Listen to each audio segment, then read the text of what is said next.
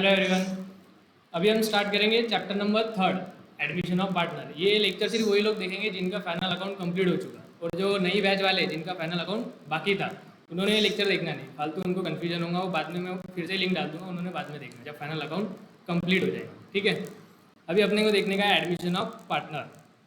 देखो 11th में जो अपन ने देखा था अकाउंटिंग, वो किसकी थी? सोल प्रोप्राइटर की थी। सोल प्रोप्राइटर मतलब क्या होता? अकेला ओनर। तो अकेला ओनर था, उसकी अकाउंटिंग हमने देखी थी, journal, ledger, trial balance, final account यहाँ। ठीक है, फिर अब 12th में अपने को अकाउंटिंग किसकी है? पार्टनरशिप की। पार्टनरशिप मतलब जब दो या दो से ज़्यादा लोग मिलकर कोई बिजनेस करेंगे उसको अपन बोलते हैं पार्टनरशिप फर्म। 12th में अपने को देखने का पार्टनरशिप फर्म की अकाउंटिंग। तो फाइनल अकाउंट तक तो लगभग सब सेम ही है, जर्नल, लेजर, ट्रायल बैलेंस तो सभी सेम है। फाइनल अकाउंट में सिर्फ थोड़ा सा फर्क रहता है। क्या फर्क रहता है? पार्टनरशिप फर्म के फाइनल अकाउंट में और सोल प्रोप्राइटर के फाइनल अकाउंट में एक ही फर्क रहता है, कैपिटल अकाउंट का। पार्टनरशिप फर्म के फाइनल अकाउंट में हम लोग कैपिटल अकाउंट बनाते हैं, क्योंकि दो या दो से ज़्यादा पार्टनर रहते हैं, इसलिए अपन कैपिटल अकाउंट अलग से बनाते हैं। तो बस एक छोटा सा ही फर्क है फाइनल अकाउंट। लेकिन मेन फर्क कब रहता है? जब पार्टनरशिप फर्म में कुछ चेंजेस आते हैं। चेंजेस आते मतलब मान लो दो या दो से ज़्यादा लोग हैं, तो हो सकता है कभी उनके बीच में झगड़ा हो गया तो एक आधा पार्टनर चले गया, या हो सकता है उनको बिजनेस एक्सपांड करने का है और एक आधा पार्टनर उन्होंने एडमिट किया, या हो सकता है एक आधे पार्टनर की डेथ हो गई। तो ये सब जब चेंजेस आएंगे तो इस टाइम पे हम लोग अकाउंटिंग कैसे करेंगे, वो सब अपने को यहाँ पे देखने का। ठीक है, चलो नोट्स में देखो सब लोग अपने, या फिर इधर भी देखा आपने मोबाइल पे तो भी आपको दिख जाएगा, नोट्स नहीं भी होंगे।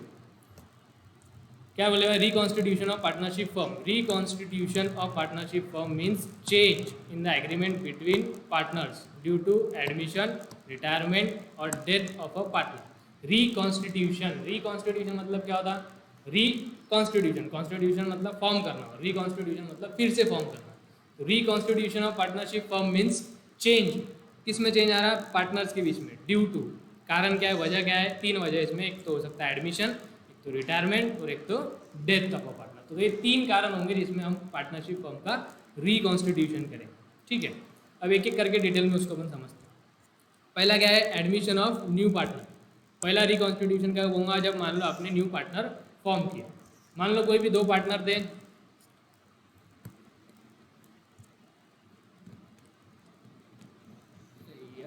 अटक गया।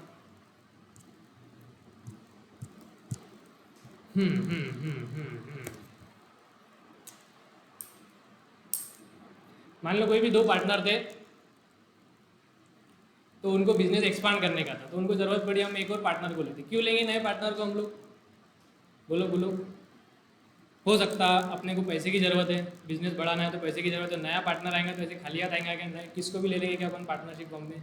तो जो नया पार्टनर आएगा कुछ ना कुछ पैसे लेके आएगा, कैपिटल लेके आएगा, तो बिजनेस में हमारा कैपिटल बढ़ेगा, पैसे आएगा बिजनेस में। दूसरा कारण क्या हो सकता है? हो सकता है हमको कोई नई शॉप खुलनी है, कुछ मतलब मैनेजमेंट की ज़रूरत है, तो उसके लिए भी हम लोग नया पार्टनर को एडमिट कर सकते हैं। मान लो कोई भी दो पार्टनर थे, उनको ज़रूरत पड़ी, उन्होंने तीसरा पार्टनर को एडमिट किया, तो ये प्रोसेस को हम क्या बोलेंगे? Admission of new partner. When new partner is entered in the firm with the consent of all existing partner. यहाँ पे ऑल का होना बहुत ज़रूरी है। क्या बोले भाई? नए पार्टनर को जब हम एडमिट करेंगे तो कंसेंट होना चाहिए। कंसेंट मतलब रजामंदी, सब लोगों की सहमति होनी चाहिए कि हमको नया पार्टनर को एडमिट करने का। Is known as admission of new partner. यहाँ पे ऑल का मतलब क्या था? जैसे मान लो 4 पार्टनर्स है, ठीक है, मान लो कोई भी 4 पार्टनर्स है, उनको एक नया पार्टनर को एडमिट करने का है। 4 पार्टनर्स थे, उनको न्यू पार्टनर एडमिट करने का है। तो मान लो 4 में से 3 लोग बोल रहे कि हाँ यस नए पार्टनर को ले लो, उसमें से एक व्यक्ति मना कर रहा है नो, तो क्या हम नए पार्टनर को ले सकते क्या? नहीं। यहाँ पे मेजॉरिटी तो यस बोल रही है, लेकिन फिर भी हम नहीं ले सकते। क्यों? क्योंकि जब भी नए पार्टनर को हम एडमिट करेंगे तो वहाँ पे सारे पार्टनर की सहमति होनी चाहिए, ऑल, मेजॉरिटी नहीं। तो सब पार्टनर बोलेंगे तभी हम नया पार्टनर एडमिट कर सकते। ठीक है, तो एग्जाम्पल बोलेगा, एग्जाम्पल मतलब तो क्या, वही ए और B were partner, they admitted C as a new partner, is known as admission of partner. अब जो एडमिशन में जो नया पार्टनर आएगा उसको एक नाम रहता है। क्या नाम रहता है नए पार्टनर को? नए पार्टनर को हम या तो बोलेंगे न्यू पार्टनर, या तो बोलेंगे इनकमिंग पार्टनर। इनाम ध्यान में रखना, क्योंकि जब हम एंट्री करेंगे तो इसी तरीके से करेंगे, इनकमिंग पार्टनर या new partner capital account debit. तो जो नया पार्टनर आ रहा है उसको हम बोलेंगे न्यू पार्टनर या तो फिर incoming partner. Then next reconstitution रहता है रिटायरमेंट ऑफ पार्टनर। जब हो सकता है 2 या 3 पार्टनर थे, उसमें से किसी एक के बीच में झगड़ा हो गया तो एक पार्टनर को हमने निकाल दिया, तो जो पार्टनर चला गया उसको हम क्या बोलेंगे, retirement of partner. When the existing partners leaves the firm it is known as retirement of partner. For example A B and C were the partner and C decide to retire from the firm. ठीक है, तो इसमें जो घर पे जा रहा है, रिटायर हो रहा है, उसको क्या बोलेंगे हम रिटायरमेंट में, रिटायरिंग पार्टनर, है ना. Last, death of a partner. When any partner of the firm dies is known as death of a partner. A B C 3 partner थे, सी डाइज, इसको बोलेंगे डेथ ऑफ अ पार्टनर. जो मर गया उसको, उसका नाम क्या रहेगा, डिसीज पार्टनर. लिख लो, is known as deceased partner. तो ये 3 टाइप थे जहाँ पे अलग अलग तरीके से हमारी पार्टनरशिप फर्म चेंज हो सकती है. तो अपने को ये तीनों के लिए अलग अलग चैप्टर दिए. एडमिशन ऑफ पार्टनर के लिए अलग चैप्टर है, रिटायरमेंट ऑफ पार्टनर के लिए अलग चैप्टर है, डेथ ऑफ अ पार्टनर के लिए अलग चैप्टर है. अभी हम क्या देखने वाले हैं, एडमिशन ऑफ पार्टनर. ठीक है, यहाँ तक समझा. ओके, अब अपने को देखने का एक कंसेप्ट गुडविल. सुना है कभी गुडविल का नाम? सुना. सिर्फ अभी तक अपने को इतना मालूम है गुडविल एसेट में जाता है, इसके अलावा कुछ भी नहीं मालूम. क्या रहता गुडविल, देखो पढ़ो एक बार फिर बताऊंगा क्या है. When business has been running for many years, it is seen that such business earn more profit as compared to the new business. जब भी कोई बिजनेस कई वर्षों से चला आ रहा, मान लो 10-15 साल हो गए कोई बिजनेस को, तो वो वाला बिजनेस, और यदि सेम बिजनेस किसी ने चालू किया नया आज, तो वो वाला बिजनेस, दोनों में फर्क रहेगा. जो पुराना वाला बिजनेस है, वो ज़्यादा प्रॉफिट अर्न करेगा गुडविल की वजह से. आगे क्या बोला, such extra earning capacity of business is due to its reputation, name, fame, experience, quality, customer service, relation with customer, etc. is known as goodwill. goodwill का मतलब क्या है, एक्स्ट्रा अर्निंग कैपेसिटी. ये इसको आप मार्क कर लो, एक्स्ट्रा अर्निंग कैपेसिटी. जब भी गुडविल की डेफिनेशन पूछी तो अपने क्या लिखने का, ये वाली, यहाँ से लेके यहाँ तक. Extra earning capacity of business, जो बिजनेस के एक्स्ट्रा अर्न करने की कैपेसिटी है. काय के वजह से आती है कैपेसिटी, उसके रेपुटेशन, उसका नेम, फेम, हो सकता है उसको बहुत साल का एक्सपीरियंस हो गया, वो बहुत अच्छी क्वालिटी ऑफ सर्विस दे रहा, कस्टमर सर्विस है, कस्टमर के साथ में रिलेशन बहुत अच्छे. तो ये सब कारण की वजह से क्या होता है, बिजनेस को एक्स्ट्रा प्रॉफिट अर्न होता है. ये एक्स्ट्रा अर्निंग प्रॉफिट जो है, extra earning capacity of the firm is known as goodwill. ठीक है, goodwill is an intangible asset. Intangible asset मतलब ऐसा एसेट जिसको हम टच नहीं कर सकते, देख नहीं सकते, उसको बोलते हैं अपन इंटेंजिबल. गुडविल को कहीं देख सकते क्या, नहीं. बस ये क्या है, हमारी एक्स्ट्रा अर्निंग कैपेसिटी. ठीक है, यहाँ तक समझा, पक्का? ठीक है, अब इसको थोड़ा और अपन डिटेल में समझ, थोड़ा इसको अच्छे से ध्यान देना, क्योंकि ये गुडविल वाला जो टॉपिक है ये अगले 4 चैप्टर में काम में आने वाला है. अगर यहाँ नहीं समझा तो अगले 4 चैप्टर गए काम से. और ये चारों चैप्टर का यदि वेटेज मिला दिया जाए तो लगभग 20 मार्क का वेटेज हो जाए. 2 क्वेश्चन तो आते आते. ठीक, अब देखो इधर ध्यान से एक एग्जांपल. मान लो एक बिजनेस है, गाय का बिजनेस लेते हैं.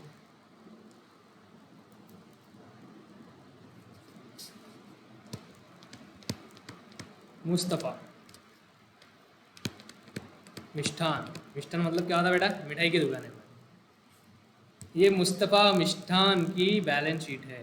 क्या है, बैलेंस शीट. बैलेंस शीट में क्या क्या रहता है, 2-3 एसेट के एग्जांपल बताओ बोला. लैंड एंड बिल्डिंग,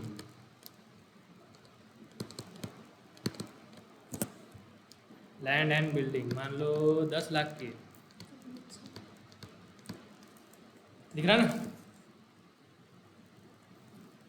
कोई दूसरा एसेट ले लो, फर्नीचर. फर्नीचर है मान लो 5 लाख का. और कोई एसेट, व्हीकल है 4 लाख का. कितने हो गए, 10 और 5 15 और 4 29, 1 लाख का और एक आधा कोई एसेट ले लो. टोटल अपने को आसान हो जाएगी. कैश कितने एसेट है टोटल, 20 लाख. ठीक है. लायबिलिटी में एक ही लायबिलिटी, मान लो बैंक लोन. 5 लाख का. कैपिटल कितना आएगा फिर इसको बताओ. और कोई लायबिलिटी नहीं, बस एक ही लायबिलिटी और कैपिटल. 20 - 5 15. यहाँ पे कैपिटल आएगा 15 लाख. तो ये बैलेंस शीट है मुस्तफ़ा मिष्ठान भंडार. बैलेंस शीट दी हुई है, एसेट है, लायबिलिटी है, कैपिटल है. ठीक है. अब मान लो आपको ये बिजनेस बेचने का है, ये बिजनेस आपको बेचने का है, कितने में बेचेंगे आप ये बिजनेस बताओ। आपके सामने एसेट है, लायबिलिटी, कैपिटल, कितने में बेचना चाहिए बताओ बताओ बताओ। अब आप आंसर सोचेंगे अपने दिमाग में और बताएंगे। हो सकता है किसी का आंसर आया 20 लाख, आया होंगे बहुत लोगों का 20 लाख, है ना। दूसरा आ सकता है आपका आंसर 15 लाख। क्या पूछा मैंने, ये जो बिजनेस है अपने को बैलेंस शीट दी हुई है, ये बिजनेस को अपने को बेचने का है, तो अपन कितने में बेचेंगे। आप थोड़ा बहुत आपको ऐसा कमर्शियल नॉलेज आना चाहिए, क्योंकि कॉमर्स में ना अपन कुछ खरीद रहे बेच रहे, कितने में बेचना चाहिए, क्या बेचना चाहिए, थोड़ा बहुत अपने को आना चाहिए। तो बताओ कितने में बेचेंगे बिजनेस को, 20 लाख या 15 लाख। बहुत लोगों ने बोला होगा 20 लाख, बहुत लोगों ने बोला होगा 15 लाख। जिसने 20 लाख बोला हो तो एकदम गलत है। क्यों गलत है, देखो आपने क्या बोला, सीधा सीधा एसेट उठा लिया आपने, एसेट की टोटल कि 20 लाख के एसेट है, 20 लाख में बिजनेस को बेच दो। लेकिन जब हम ये बिजनेस बेचेंगे तो सिर्फ एसेट नहीं जाएंगे, पूरी बैलेंस शीट उसके पास में जाने वाली, तो उसके साथ साथ उसको एक लोन भी मिलने वाला है फ्री में। तो ये 20 लाख के एसेट घर पे लेके चल जाएंगे, जैसे घर पे लेके जाएंगे बैंक वाले उसके घर पे आएंगे, ला भैया 5 लाख ला। तो मतलब 20 लाख की उसको चीज़ तो मिल रही है, एसेट तो मिल रहा है, लेकिन फ्यूचर में 5 लाख उसको देने भी पड़ेंगे। तो सामने वाला 20 लाख देगा क्या आपको बिजनेस के, नहीं, कितने देगा, 15 लाख। जिसका आंसर आया 15 लाख वो भी गलत है। क्यों गलत है, देखो आपको एक इन्फॉर्मेशन बताई नहीं हमने, आपको एक और इन्फॉर्मेशन बताता। ये मुस्तफ़ा ने बिज़नेस चालू किया था ईयर 1990 में। जब मुस्तफ़ा पैदा भी नहीं हुआ था, जब से बिज़नेस चालू करा मुस्तफ़ा, 1990 से बिज़नेस स्टार्ट हुआ। अब बताओ 1990 में बिज़नेस स्टार्ट किया, उसका मतलब ये जो सारे एसेट दिख रहे हैं ना आपके यहाँ पे, ये वाले सारे, ये सब कब खरीदे बेटा अपन ने, 1990 में। ये वाली वैल्यू कब की, 1990 के, वो वाली भी वैल्यू नहीं, उसके बाद में इसमें डिप्रिसिएशन लगाऊंगा तो और भी कम हो चुकी है आज वैल्यू। आज अपन ये बिजनेस को बेच रहे हैं, तो कोई भी व्यक्ति इसको 1990 के वैल्यू पे खरीदेंगे या बेचेंगे क्या, वो क्या बोलेंगे भाई इसकी आज की वैल्यू कितनी है, आज की वैल्यू निकालो। तो अपने को क्या करना पड़ेगा, जितने भी एसेट है इन सबकी आज की वैल्यू निकालनी पड़ेगी। उसकी आज की वैल्यू निकालने की प्रोसेस को अपन क्या बोलते हैं, रीवैल्यूएशन।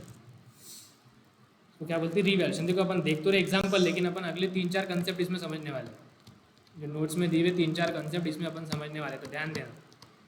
रीवैल्यूएशन बोलेंगे, क्या बोलते हैं प्रोसेस को, रीवैल्यूएशन। कौन सी प्रोसेस को, to bring all assets and liability at present value और मार्केट वैल्यू। जितनी भी एसेट और लायबिलिटी है उसको आज की वैल्यू पे लेके आना, ये प्रोसेस को क्या बोलते हैं, रीवैल्यूएशन। तो सबसे पहले अपने को क्या करना पड़ेगा, इसका रीवैल्यूएशन करना पड़ेगा। अपन आज बेच रहे हैं ना, तो आज की वैल्यू कितनी निकालनी पड़ेगी। ठीक है, मैं अब आपको आज की वैल्यू बताता हूँ। मान लो ये जो लैंड और बिल्डिंग थी, इसकी आज की वैल्यू 1 करोड़। फर्नीचर की वैल्यू बढ़ेंगी कम होंगी, कम होंगी, फर्नीचर की वैल्यू थोड़ी ना बढ़ती। तो फर्नीचर की वैल्यू होगी मान लो 4 लाख। व्हीकल की आज की वैल्यू ये भी कम होती, मान लो इसकी आज की वैल्यू होगी 2 लाख। और कैश की वैल्यू थोड़ी कम होती, कैश तो उतना का उतना रहता। और बैंक लोन है मान लो 5 लाख की जगह ये होगा 7 लाख, इंटरेस्ट मिला के लोन बढ़ गया। अब अपने को क्या करना पड़ेगा, अब अपने को इसकी बनानी पड़ेगी रीवैल्यूड बैलेंस शीट। सारे नाम ध्यान में रखने का, सारे कंसेप्ट आगे काम में आने वाले। तो नई बैलेंस शीट बनाएंगे, उसको क्या बोलते हैं, रीवैल्यूड बैलेंस शीट। क्यों रीवैल्यूड, क्योंकि अपन ने रीवैल्यू किया, फिर से वैल्यू किया, रीवैल्यूड। अब इसकी रीवैल्यूड बैलेंस शीट बनाओ। लैंड एंड बिल्डिंग कितने की आएंगी, 1 करोड़। फर्नीचर कितने का आएगा, 4 लाख। व्हीकल कितने का आएगा, 2 लाख। कैश कितने की आएगी, 1 लाख। टोटल करो बोला कितनी हुई, जब तक मैं इधर बैंक लोन लूँ, bank loan 7 lakh. Total I होंगी आपकी 1 करोड़ 7 लाख।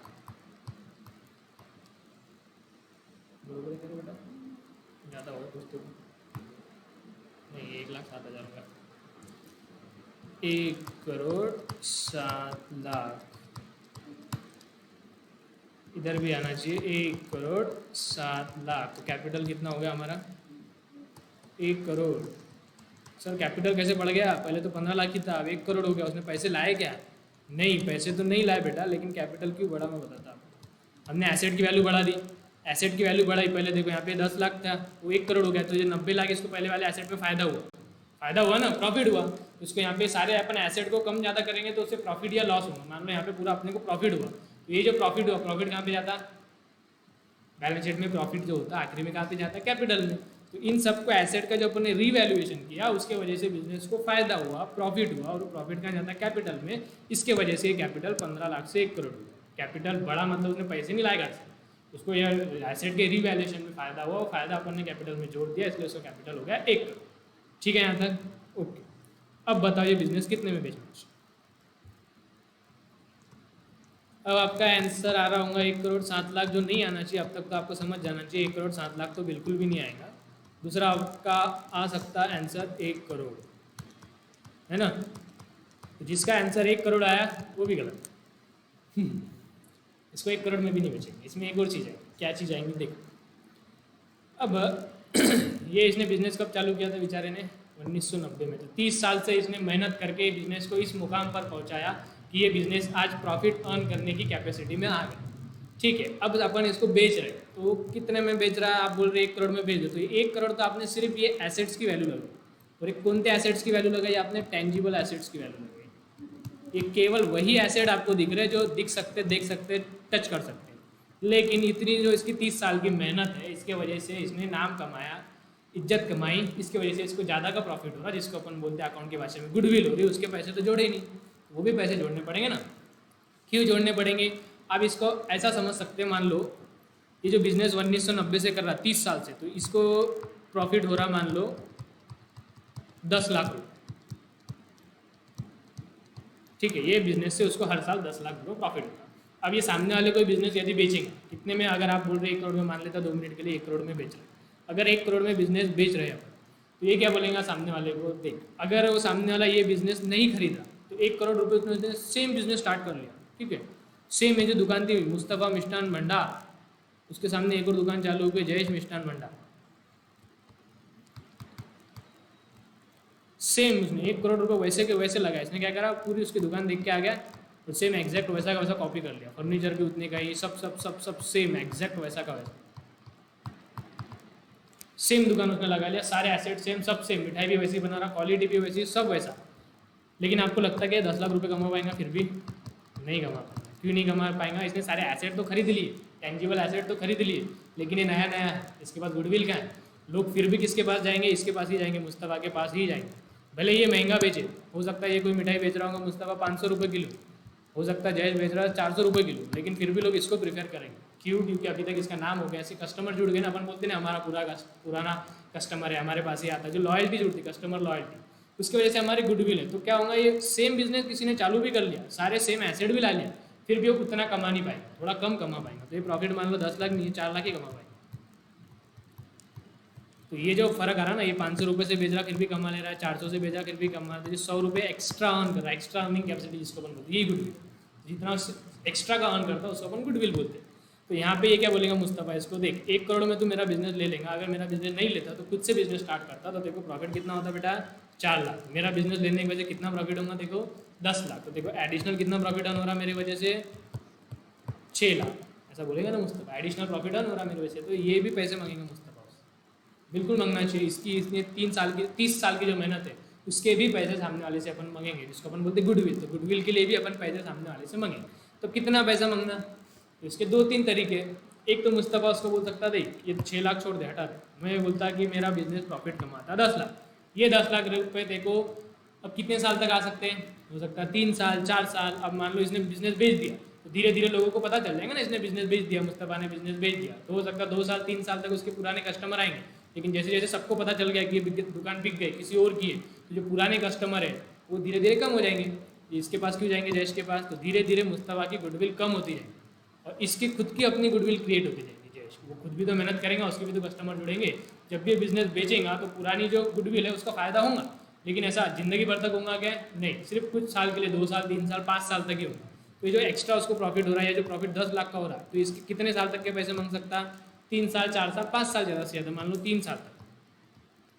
इसने बोला ये 10 लाख का प्रॉफिट मेरी वजह से देखो 3 साल तक के होगा, उसके बाद में नहीं होगा। तो अपन ने उससे कितने पैसे एक्स्ट्रा के मांगने चाहिए?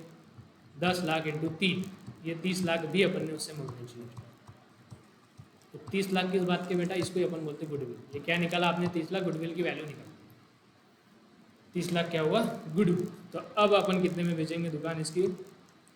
1 करोड़ जो टेंजिबल एसेट्स की वैल्यू थी, नेट टेंजिबल एसेट, हाँ एसेट जब भी निकालेंगे तो नेट, ये एसेट माइनस लाइबिलिटी की वैल्यू, लाइबिलिटी के पैसे थोड़ी ना कोई देंगे, वो काट के देंगे।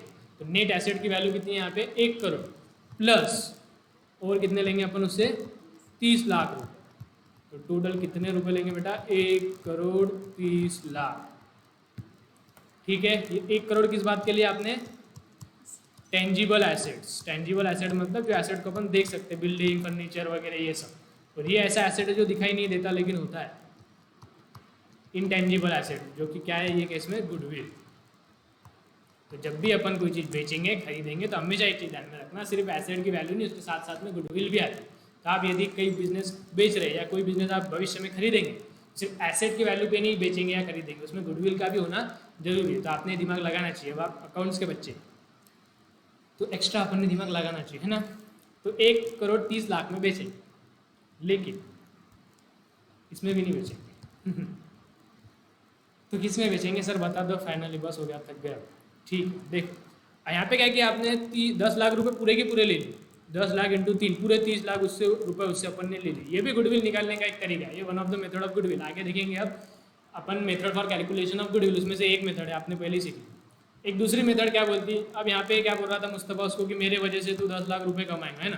तो फिर जयेश क्या बोलेंगे मुस्तफ़ा से, देख भाई अगर मैं तेरा बिजनेस नहीं खरीदता था, मैं 1 करोड़ रुपए का मेरा अपना बिजनेस चालू करता था, तो मैं भी तो कुछ ना कुछ कमाता था। कितने कमाता था 4 लाख। तो मुस्तफ़ा के वजह से एडिशनल कितना कमा रहा, सिर्फ 6 लाख। तो पूरे 10 लाख क्यों देंगे, 4 लाख तो इसकी मेहनत की प्रॉफिट है ना। मुस्तफ़ा उससे पूरे 10 लाख रुपये मांग रहा था, 10 लाख रुपये मेरे वजह से कमाएंगे। तो जयेश ने बोला कि मेरी मेहनत की वजह से मैं 4 लाख कमा रहा, मुस्तफ़ा की गुडविल से एक्स्ट्रा कितना कमा रहा, सिर्फ 6 लाख कमा रहा। तो एक्स्ट्रा कितना देंगे, सिर्फ 6 लाख देंगे। और ये 6 लाख मान लो 3 साल तक चल रहा, तो यहाँ पे गुडविल कितने आएंगे उसकी 18 लाख।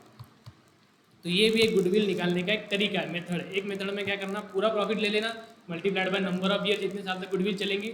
दूसरी मेथड क्या है, सिर्फ एडिशनल प्रॉफिट ले रहे हैं अपन, और ये ज़्यादा सही मेथड। क्यों ज़्यादा सही मेथड है, क्योंकि इसकी भी तो मेहनत इन्वॉल्व है, पूरा इसके वजह से थोड़ी कमा रहा। तो जितना एडिशनल कमा रहा, वैसे भी आपने गुडविल की अगर डेफिनेशन ध्यान से पढ़ी होगी, क्या था बेटा उसमें, देखो मैंने बोला था अंडरलाइन को, एक्स्ट्रा अर्निंग कैपेसिटी। तो गुडविल क्या था, एक्स्ट्रा वाला, पूरा थोड़ी ना ले लेंगे। तो एक्स्ट्रा अर्निंग कैपेसिटी कितनी आएंगी, एक्स्ट्रा सिर्फ 6 लाख अर्न कर रहा, तो 6 लाख इंटू 3 18 लाख। तो इसमें कितना देना चाहिए, सिर्फ 18 लाख ऊपर देना चाहिए। तो टोटल अब कितने में बेचेंगे, 1 करोड़ टेंजिबल एसेट के प्लस 18 लाख गुडविल के। देखो एक बार कॉल रिसीव करो, रिसीव करो, नोट्स के लिए होगा बच्चे के। 1 करोड़ 18 लाख,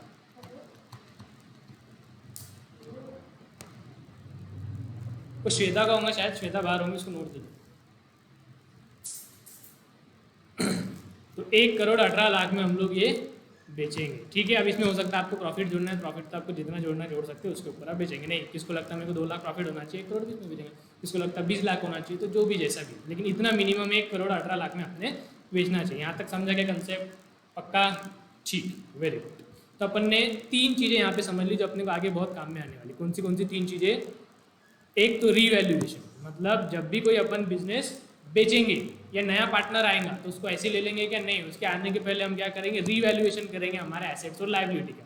मतलब हमारे सारे एसेट्स और लायबिलिटी को मार्केट वैल्यू पे लाएंगे, मतलब आज की कितनी मार्केट वैल्यू उस पर लाएंगे, हमारी एक्चुअल आज के तारीख में बिजनेस की कितनी वैल्यू है वो अपन कैलकुलेट करें। ठीक है, और दूसरी चीज़ क्या सीखी अपन ने, गुडविल। गुडविल की अपन ने 2 मेथड सीख ली, एक तो पूरा गुडविल लेके निकालने का, एक एडिशनल गुडविल लेके निकालने का। तो 3 चीज़ें अब यहाँ पे अपन ने सीख ली, एक रीवैल्यूएशन और एक मेथड ऑफ गुडविल्स, 2 मेथड ऑफ। ठीक है, पक्का, ओके। अब आ जाओ नोट्स पे। नोट्स में अपन देखेंगे 2 मेथड है अपने, methods for valuation of goodwill. कौन सी 2 मेथड है, एक है एवरेज प्रॉफिट मेथड और एक है super profit method. Average profit method में हम लोग क्या करेंगे, इसमें बोले हुआ है, in this method average profit और loss of past years are taken as base for the calculation of goodwill. इसमें अपन गुडविल कैसे निकालेंगे, यहाँ पे एवरेज निकालेंगे। ठीक है, ठीक है, ठीक है, ठीक है, ठीक है। सारी बातें ध्यान में रखनी है, इसको मैं कनेक्ट करूंगा आखिरी में तो सारे कंसेप्ट एकदम से क्लियर हो जाएंगे। इसमें से यदि कुछ भी आपका मिस हो गया तो आप मिस कर जाएंगे। इधर ध्यान दो, 10 लाख रुपए प्रॉफिट अपन ने लिया था यहाँ पे, याद है कि आपको, देखो ये वाला जो 10 लाख अपन ने लिया था, तो मुस्तफ़ा क्या बोल रहा था जयेश को, जयेश तू मेरा बिजनेस खरीदेगा तो देखो 10 लाख का प्रॉफिट होगा, लेकिन अब मुझे एक बात बताओ, ये 10 लाख ये साल का प्रॉफिट है ना, पिछले साल क्या प्रॉफिट हुआ था, मान लो पिछले साल 8 लाख प्रॉफिट हुआ था, उसके पहले 9 लाख प्रॉफिट हुआ था, तो अगले साल 10 ही होगा, इसकी क्या गारंटी। तो अपन ने क्या करना चाहिए, पर्टिकुलर एक साल का प्रॉफिट ना लेते, पिछले कई वर्षों का एवरेज निकालना चाहिए, बरोबर है कि नहीं। मतलब अपन कर क्या रहे हैं यहाँ पे, बेसिकली अपन प्रिडिक्ट कर रहे हैं कि यदि जयेश ये बिजनेस खरीदेगा तो उसको भविष्य में मुस्तफ़ा के गुडविल की वजह से कितना फायदा हो। तो भविष्य का प्रिडिक्शन यदि करना है तो भविष्य के प्रिडिक्शन के लिए अपन किसको बेसिस लेंगे, हमेशा पास्ट बेसिस को लेंगे ना। अरे ठीक है, इस तरीके से समझो। एक लड़का था जिसका नाम था सूरज। सूरज को 10वीं में आए थे, काल्पनिक फिगर है, कोई असली की फिगर नहीं है। सूरज को 10वीं में आए थे 45%।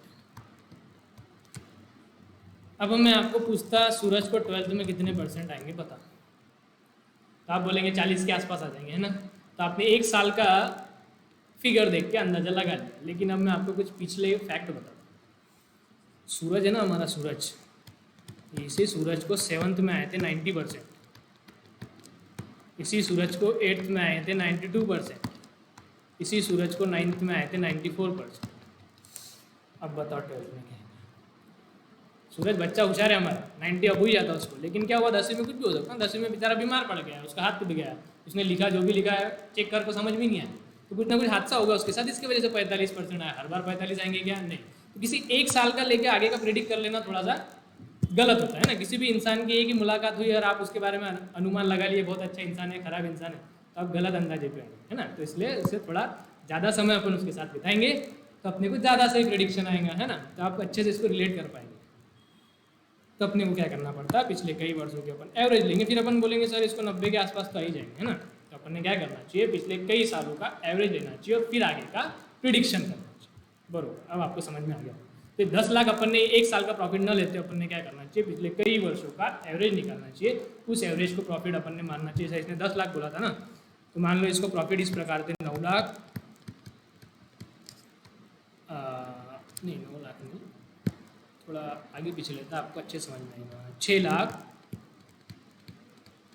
5 लाख, जो अपना रिसेंट ईयर था 10 लाख, ये 3 साल के प्रॉफिट है मुस्तफ़ा के। अपने को क्या करना है, अपने को प्रेडिक्शन लगाना है कि भविष्य में मुस्तफ़ा कितना कमाएगा। तो कैसे अपन प्रेडिक्शन लगाएंगे, 10 साल नहीं ले लेंगे, 5 भी नहीं लेंगे, 6 भी नहीं लेंगे, अपन क्या करेंगे, तीनों का एवरेज निकालेंगे। कैसे निकालते हैं एवरेज, बताओ बोला। एवरेज प्रॉफिट कैसे निकालेंगे, सारे प्रॉफिट का एडिशन करेंगे, 5 + 6 + 10 डिवाइडेड बाय क्या रहता है, जितने नंबर ऊपर है। 3 साल का है तो डिवाइडेड बाय 3, 4 साल का एग्जाम में दिया है तो डिवाइडेड बाय 4, जितने भी साल का अपन निकाल रहे उतने साल। 6 और 5 11 और 10 21 डिवाइडेड बाय 3 7 लाख। तो यहाँ पे एवरेज प्रॉफिट कितना आया, 7 लाख। तो जब अपन ने एक मेथड से 30 लाख गुडविल निकाली थी ना, अपन ने डायरेक्ट 10 लाख ले लिया था, तो 10 लाख नहीं लेंगे अपन, वहाँ पे क्या लेंगे, 7 लाख। 7 लाख इंटू 3 21 लाख, तो गुडविल कितनी आएंगी, 21। ठीक है, ठीक है। अब आ जाओ वापस। देखो दो मेथड रहती गुडविल की। पहली मेथड जो एवरेज प्रॉफिट मेथड थी, इसमें क्या करना पड़ता, पहले निकालो एवरेज प्रॉफिट। पिछले कई वर्षों के प्रॉफिट दिए हुए रहेंगे, y1 y2 मतलब ईयर 1 ईयर 2 जैसा भी रहेगा, डिवाइडेड बाय n मतलब जितने भी साल रहेंगे। 3 साल है तो डिवाइड बाय 3, 4 साल है तो डिवाइडेड बाय 4, ऐसे करके अपन एक एवरेज निकालेंगे। तो अपने को एक आइडिया आ जाएगा ये बिजनेस ऑन एन एवरेज इतना पैसा कमाता है। फिर गुडविल निकालने का दूसरी स्टेप, गुडविल कैसे निकालते हैं, goodwill equal to average profit जो अपन ने ऊपर निकाला multiplied by number of year goodwill is purchase. Goodwill is purchase का मतलब है बोलने का तरीका, हमने बोला था ना गुडविल से कितने साल तक फायदा होगा, वहाँ पे 3 साल तक फायदा हो सकता। तो एक क्वेश्चन में दिया रहेगा 2 साल, 3 साल, 5 साल, तो जितने साल तो गुडविल का फायदा हो रहा उतने साल की अपन गुडविल खरीदेंगे, बोलने का एक तरीका है। तो अपन कितने साल के लिए गुडविल खरीदे, number of year goodwill purchase 3 साल। तो यहाँ पे प्रॉफिट कितना है, गुडविल कितना आएगा। पिछले वाले एग्जाम्पल में अगर हम देखेंगे गुडविल, तो उसमें स्टेप 1 कैसे निकाली थी अपन ने, 6 लाख + 5 लाख + 10 लाख डिवाइडेड बाय 3, तो हमारा एवरेज प्रॉफिट आ गया था 7 लाख। फिर स्टेप 2 क्या निकालेंगे, average profit multiplied by number of year goodwill purchase, तो 7 लाख मल्टीप्लाइड बाय 3 = 21। आया समझ में। पहली मेथड एवरेज प्रॉफिट मेथड, क्या करने का, कुछ भी नहीं करने का, पिछले सालों के एवरेज प्रॉफिट निकालने का, जितना ईयर दिया उससे मल्टीप्लाई करने का, आगे गुडविल, एकदम सिंपल। ठीक है, ठीक। अब दूसरी मेथड सुपर प्रॉफिट मेथड। दूसरी मेथड क्या, ये भी हमने पिछले अभी जो कहानी देखी उसमें समझ लिया था। सुपर प्रॉफिट मेथड में क्या होगा, ऊपर अपन ने क्या निकाला, पूरा प्रॉफिट ले लिया, पूरा का पूरा 10 लाख 7 लाख कंसिडर कर लिया था, लेकिन बाद में जयेश ने क्या बोला था, पूरा प्रॉफिट उसके वजह से थोड़ी ना है, जयेश की भी तो मेहनत है। तो सेकंड मेथड में अपन क्या करेंगे, पूरा प्रॉफिट नहीं लेंगे, उसमें क्या करेंगे अपन सिर्फ जो एक्स्ट्रा वाला प्रॉफिट हो रहा है वही लेंगे, ठीक है। तो पहली स्टेप तो क्या है, इसमें भी वही एवरेज प्रॉफिट निकालने का। अपने केस में एवरेज प्रॉफिट है, मान लो जो अपन ने निकाला अभी ऊपर ही निकाला 7 लाख, तो मतलब ऑन एन एवरेज मुस्तफ़ा कमा रहा था 7 लाख, ठीक है। सेकंड मेथड क्या है, अपन निकालेंगे नॉर्मल प्रॉफिट। नॉर्मल प्रॉफिट मतलब जो जयेश कमा रहा, मतलब कोई भी इंसान कमा लेगा, हम नॉर्मल नहीं है, हम सुपर है, क्योंकि हम गुडविल कमा रहे हैं। कोई और व्यक्ति है जो नया नया बिजनेस स्टार्ट करेगा, तो अपन वो देखेंगे कि वो नॉर्मली कितना कमाएगा। तो अपन वो नॉर्मल कितना कमाएगा देखेंगे, वो कैसे निकालेंगे, अपन निकालेंगे कैपिटल एम्प्लॉयड। कैपिटल एम्प्लॉयड मतलब वो कितना पैसा लगाएगा बिजनेस में। ये केस में कितना लगा रहा था, 1 करोड़। कैपिटल कितना आ रहा था उसका, 1 करोड़। ये सब क्वेश्चन में दिया रहेगा, टेंशन मत। कैपिटल उसने लगाया 1 करोड़, उसको मल्टीप्लाई करना है नॉर्मल रेट ऑफ रिटर्न, जिसको NRR बोलते हैं। नॉर्मल रेट ऑफ रिटर्न मतलब नॉर्मली ये बिजनेस कितना परसेंटेज वाइज पैसा कमाता। मान लो नॉर्मली ये बिजनेस कमाता 5%, तो नॉर्मल प्रॉफिट कितना होगा, मतलब नॉर्मली कोई भी नया व्यक्ति यदि बिजनेस में आ रहा, 1 करोड़ रुपए लगा रहा, उसको 5% यानी 5 लाख मुनाफा वो आराम से कमा लेगा। तो 7 लाख क्या निकाला पहली स्टेप में, एवरेज प्रॉफिट, हमारा प्रॉफिट, जो इसकी गुडविल है उसका प्रॉफिट। और 5 लाख क्या निकाला, जो नया कोई भी व्यक्ति आ जा रहा वो इतना 5 लाख तो भैया कमा ही लेंगे। अब क्या निकालेंगे, सुपर प्रॉफिट, मतलब हम कितना सुपर कमा रहे। सुपर मतलब नॉर्मल से ऊपर, उसको बोलेंगे सुपर। नॉर्मल है 5 लाख, अपना है 7 लाख, तो सुपर कितना हुआ यहाँ पे 7 लाख माइनस 5 लाख, मतलब हम सुपर प्रॉफिट कितना कमा रहे, 2 लाख। तो एक्चुअल जो गुडविल का हमको फायदा हो रहा कितने का हो रहा, 2 लाख का ही होगा। फिर लास्ट स्टेप में निकालेंगे गुडविल। गुडविल कैसे निकालेंगे, सुपर प्रॉफिट कितना हो रहा, 2 लाख का। कितने साल तक होगा, क्वेश्चन में दिवा रहेंगे, मान लो 3 साल तक। गुडविल कितनी आएंगे, सिर्फ 6। समझ में आया दोनों मेथड। पहली मेथड तो सिंपल है, दूसरी मेथड में पहले निकालने का एवरेज प्रॉफिट। ये एवरेज प्रॉफिट सेम आएगा, पहली स्टेप और ये पहली स्टेप, दोनों मेथड की पहली स्टेप से पहली स्टेप का आंसर तो सेम ही आएगा, एवरेज प्रॉफिट तो सेम ही आएगा, उसमें क्या फर्क है। सेकंड यहाँ पे अपने को क्या निकालना पड़ रहा है, सेकंड में अपन कंपेयर कर रहे हैं सिल्लक का कितना है, तो सिल्लक का निकालने के लिए पहले निकालना पड़ता है नॉर्मल लोग कितना कमा रहे, फिर निकालेंगे नॉर्मल लोग कितना कमा रहे, फिर निकालेंगे हम कितना कमा रहे माइनस नॉर्मल लोग का, लास्ट में आएंगे सुपर प्रॉफिट। सुपर प्रॉफिट को मल्टीप्लाई करेंगे गुडविल से, तो हमारा आ जाएगा गुडविल की वैल्यू। ये क्या देखा हमने, वैल्यूएशन ऑफ गुडविल। गुडविल को वैल्यू कैसे करना, समझ में आया पक्का, ठीक। कोई डाउट तो नहीं ना, नहीं। अब अपन इसके छोटे छोटे एग्जाम्पल देखेंगे। आ जाओ पेज नंबर जहाँ पे क्वेश्चन दिए हुए, पेज नंबर 6, क्वेश्चन जहाँ पे स्टार्ट हो। आ गए, ठीक है। जिसके पास नोट्स नहीं है, अभी आप मोबाइल पे देखो, स्क्रीनशॉट ले लो और जल्द से जल्द नोट्स कलेक्ट कर लो ऑफिस। कैलकुलेट गुडविल, 9th वाला क्वेश्चन देखने का आपने, ऊपर क्वेश्चन बाद में देखेंगे। क्वेश्चन नंबर 9 देखो, 9 क्या बोला, calculate goodwill under average profit method. अपने क्या निकालना है, गुडविल निकालना है। कौन सी मेथड से निकालना है, एवरेज प्रॉफिट मेथड से गुडविल निकालना है। कैसे निकालेंगे, देखो पास्ट ईयर के प्रॉफिट दिए हुए हैं 10,000, 20,000, 30,000, 20,000, और बोला goodwill is purchased for 3 years, मतलब गुडविल 3 साल तक गुडविल का फायदा होगा। अपने को निकालना है इसका एवरेज गुडविल, एकदम सिंपल। वीडियो को पॉज करो, खुद से निकालो, फिर वीडियो को वापस स्टार्ट करना और देख लेना, ठीक है। पॉज कर लिया, ओके। हाँ देखो गुडविल कैसे निकालेंगे, सबसे पहले ये कौन सी मेथड है, पहली मेथड। पहली मेथड में कितनी स्टेप थी बेटा, 2 स्टेप थी, स्टेप 1 स्टेप 2। स्टेप 1 में क्या निकालना पड़ता, एवरेज प्रॉफिट। एवरेज प्रॉफिट कैसे निकालते हैं, जितने भी ईयर का प्रॉफिट दिया हुआ है 10,000 प्लस 20,000, आप भी निकालो मेरे साथ साथ, सिर्फ देखने का नहीं है, प्रवचन सुनने का नहीं है। 10,000, 20,000, 30,000 प्लस 20,000 डिवाइडेड बाय कितने साल है बेटा, 1 2 3 4, 10 plus 20 30, 30 plus 30 60, 60 plus 20 80, 80 divided by 4 20,000 आया सबका 20,000 average profit, yes. Second step क्या रहती है बेटा, गुडविल निकालने का। गुडविल इक्वल टू, क्या फॉर्मूला है गुडविल का, goodwill equal to average profit multiplied by number of year goodwill purchase. Average profit है 20,000, गुडविल कितने साल के लिए खरीदी, 3 साल, तो गुडविल की वैल्यू आ गई 60,000। आया क्या सबका, हाँ एकदम सिंपल, हाँ जी। तो गुडविल की वैल्यू आ गई हमारी 60, पक्का, ओके, वेरी गुड। कितने होशियार है आप लोग, कई लोगों ने तो लिखा भी नहीं और ओरली आंसर ला दिया, बहुत होशियार है कई। अब 10वां वाला क्वेश्चन रहेगा होमवर्क, एकदम सिंपल है, एवरेज निकाल के मल्टीप्लाइड बाय 4। अब देखो देखो देखो, इसमें आपको एक कन्फ्यूजन हो सकता है, क्या कन्फ्यूजन हो सकता है यहाँ पे? देखो, एक आपको दिख रहा है 3 ईयर्स और जब मैंने एवरेज निकाला यहाँ पे लिखा 4 ईयर, तो दो अलग अलग साल दिए हैं। ठीक है, तो ये वाला जो साल है ये एवरेज के लिए नहीं है, डिवाइड बाय 3 नहीं करने का।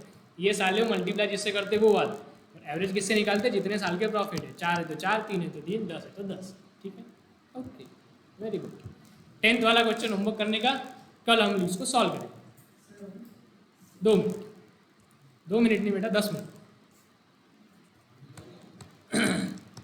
रुको रुको, 10 मिनट रुको। 11th वाला भी होमवर्क है, 11th वाला भी सेम है, इतने सालों के एवरेज निकालना। देखो अब इसमें एक चीज़ ये ब्रैकेट में दी हुआ है, दिख रहा है क्या ब्रैकेट? ब्रैकेट का मतलब क्या रहता? निगेटिव। निगेटिव मतलब लॉस। तो एक साल में इसको लॉस हुआ, सर एवरेज कैसे निकालना? अरे कुछ भी नहीं, लॉस है तो माइनस करने का। कैसे निकालेंगे? 40 + 30 और जो लॉस वाला है उसको माइनस करने का। सर एक सवाल आएगा, लॉस वाले का ईयर कंसिडर करना चाहिए क्या? अरे बिल्कुल करना चाहिए। जितने साल दिए चुपचाप गिनो और डिवाइडेड बाय वो 1 2 3 4 5 6 डिवाइडेड बाय 6 और ऐसे एवरेज निकालना। मतलब लॉस है तो माइनस करना। ठीक है, तो 10वां और 11वां होमवर्क। अभी हम देखेंगे 12th सुपर प्रॉफिट का एक आपको बता देता, फिर उसका भी होमवर्क दे देता। सुपर प्रॉफिट से अपने गुडविल निकालने की। सुपर प्रॉफिट मतलब सेकंड वाली मेथड। थोड़ा सा ध्यान देना, ये थोड़े से आपको डिफिकल्ट जा सकती है, वैसे है कुछ भी नहीं, एकदम सिंपल है। देखो क्या बोला, profit for the last few years are 1.5 lakh, 2 lakh, 1,20,000, 50,000 का लॉस और 80,000। कितने साल के प्रॉफिट दिए बेटा? 1 2 3 4 5। तो डिवाइड किससे करना है अपने को? 5 से। कैपिटल एम्प्लॉयड दी हुआ है 6 लाख। ये क्या है? मतलब कोई नवा व्यक्ति बिजनेस चालू कर रहा तो उसको 6 लाख रुपए लगाने पड़ेंगे। NRR है 10%। NRR का फुल फॉर्म क्या है? Normal rate of return. कितना है? 10%। मतलब ये जो 6 लाख रुपए लगा रहा तो नॉर्मल व्यक्ति कितना कमाएगा? उसका 10%। मतलब नॉर्मल व्यक्ति कितना कमाएगा? 60,000 कमाएगा। Goodwill is purchase for 3 years. ये गुडविल का फायदा कितने साल तक होगा? 3 साल तक। Calculate goodwill under super profit method. ठीक है, स्टेप वाइज जाएंगे। स्टार्टिंग में हम लोग पूरे स्टेप लिखेंगे अच्छे से, ईमानदारी से, पूरे फॉर्मूले भी लिखेंगे। थोड़ा टाइम लगेगा लेकिन अपनी को आदत हो जाएगी। जैसे अपन ने 8-10 क्वेश्चन सॉल्व कर लिए, स्टेप लिखने की जरूरत नहीं, डायरेक्ट अपन आंसर निकालेंगे। लेकिन स्टार्टिंग में प्लीज फॉलो द स्टेप्स। ठीक है, सुपर प्रॉफिट में गुडविल निकालने की स्टेप 1 क्या रहती है? स्टेप 1 सुपर प्रॉफिट रो या एवरेज प्रॉफिट रो? सेम स्टेप रहती है। पहले क्या रहती? एवरेज प्रॉफिट कैलकुलेट करने के। एवरेज प्रॉफिट निकालो, बोला फटाफट कैसे निकालेंगे? क्या क्या दिया हुआ है? 1.5 lakh plus 2 lakh plus 1,20,000 minus है क्या? निगेटिव है क्या? नो, सेकंड वाला माइनस है, माइनस 50,000 जो लॉस है उसको लिखने का माइनस। देन क्या है? 80,000। ठीक है, डिवाइडेड बाय कितने साल का बेटा? 1 2 3 4 5, तो डिवाइडेड बाय 5 करो फटाफट। 1.5 lakh plus 2 lakh 3.5 lakh. 3.5 plus 1,20 470। 470 minus 50 420। 420 plus 80 5 lakh. तो 5 lakh divided by 5। Average profit कितना आ गया बेटा? 1 लाख। ये क्या निकाला हमने? हमारा business on an average 1 lakh रुपए कमा। ठीक है, ठीक है सर। अब दूसरा क्या निकालते हैं? इसमें अपने को कंपेयर करना पड़ता है ना, तो अब अपन निकालेंगे नॉर्मल व्यक्ति कितना कमाते। नॉर्मल व्यक्ति जितना कमाते उसको अपन क्या बोलते हैं? Normal profit. Sorry, normal profit. इस सारे फॉर्मूला लिखने का स्टार्टिंग में, ताकि आपको याद रहे। नॉर्मल प्रॉफिट क्या है? CE multiplied by NRR। CE मतलब क्या होता है? Capital employed. NRR मतलब नॉर्मल रेट ऑफ रिटर्न। ये क्वेश्चन में CE कितना है? कैपिटल एम्प्लॉयड कितना है? 6 लाख। मतलब नॉर्मल व्यक्ति यदि 6 लाख रुपए बिजनेस में लगाएगा तो कितना रिटर्न मिलेगा उसको? 10%। 6 लाख का 10% कितना होता है? 60,000। ये क्या निकाला बेटा अपन ने? Normal profit. दो चीजें आ गई, एक आ गया हमारा प्रॉफिट जिसको हम बोलते हैं एवरेज प्रॉफिट, एक आ गया नॉर्मल व्यक्ति का प्रॉफिट, नॉर्मल प्रॉफिट। अब क्या करेंगे? दोनों को कंपेयर करके क्या निकालेंगे? Super profit. स्टेप 3 क्या रहती? Super profit. सुपर प्रॉफिट मतलब नॉर्मल से ऊपर। उसका फॉर्मूला रहेगा average profit minus normal profit. Average profit कितना है बेटा? 1 लाख। नॉर्मल प्रॉफिट कितना है बेटा? 60,000। तो सुपर कितना आया? 40,000। एवरेज प्रॉफिट निकाल लिया, फिर नॉर्मल प्रॉफिट निकाल लिया, फिर उससे सुपर प्रॉफिट निकाल। अब मेन चीज क्या निकालना क्या था हमको? Goodwill. Step 4 we have to calculate goodwill. What is the formula to calculate goodwill? Super profit multiplied by number of year goodwill purchase. Super profit तो हमने निकाल लिया 40,000, और कितने वर्षों तक गुडविल काम में आएंगी? 5 ईयर्स नहीं, कौन सा क्वेश्चन था? 12th में ना, 3 ईयर्स। कितने वर्षों तक गुडविल चलने वाली है? 3 ईयर्स। तो गुडविल की वैल्यू कितनी होगी बेटा? 1,20,000। समझ में आया क्या? आया ही होगा। ठीक है, तो ये देखो मैंने एक एवरेज प्रॉफिट से आपको बता दिया निकालते कैसे। एवरेज प्रॉफिट एकदम पांचट है, एकदम सिंपल, 2 स्टेप है। सुपर प्रॉफिट में थोड़ा बहुत दम है, वो भी कोई खास नहीं। पहले एवरेज प्रॉफिट निकालने का हमारा प्रॉफिट, नॉर्मल व्यक्ति का निकालने का नॉर्मल प्रॉफिट, फिर निकालने का सुपर प्रॉफिट, लास्ट स्टेज में निकालने का गुडविल। ठीक है, क्लियर? पक्का? ओके, तो आप सुपर प्रॉफिट भी निकालने के काबिल हो गए। तो मैं आपको एक और होमवर्क ले सकता हूँ। Question number 30 homework, question number 40 homework.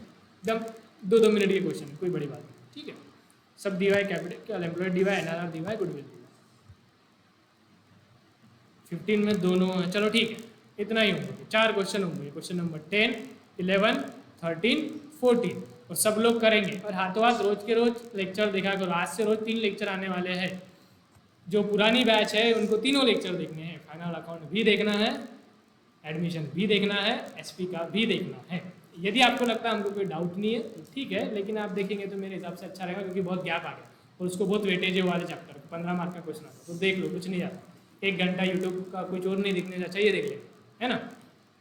और ऐसा झूठ नहीं बोलने का कि हमने देख लिया कुछ, देखा तो ही बोलने का देखा, और ईमानदारी से देखने का। ठीक है, श्योर। आज के लिए इतना ही काफ़ी है। बाय बाय, कल मिलेंगे हम, ठीक है, बाय।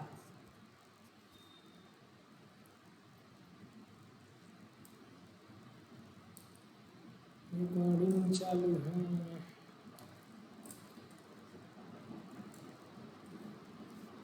अरे सिर्फ 41 मिनट का ही लेक्चर हुआ।